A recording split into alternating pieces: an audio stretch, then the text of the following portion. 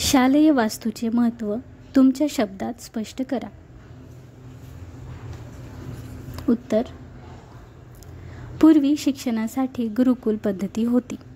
त्यावेळी गुरूंची पूर्णकुटी व आसपासचा परिसर म्हणजेच शालेय वास्तू होती.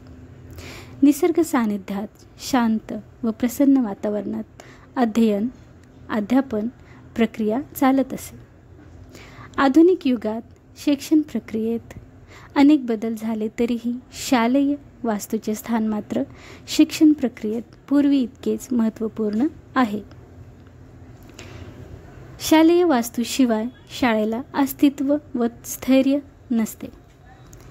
शालेय वास्तूमुळेच शाळेला परंपरा लाभते.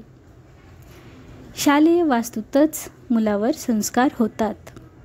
थोडक्यात म्हणायचे झाले तर शाळेच्या अस्तित्वासाठी, स्थैर्यासाठी व परंपरेसाठी शालेय वास्तूची गरज आहे.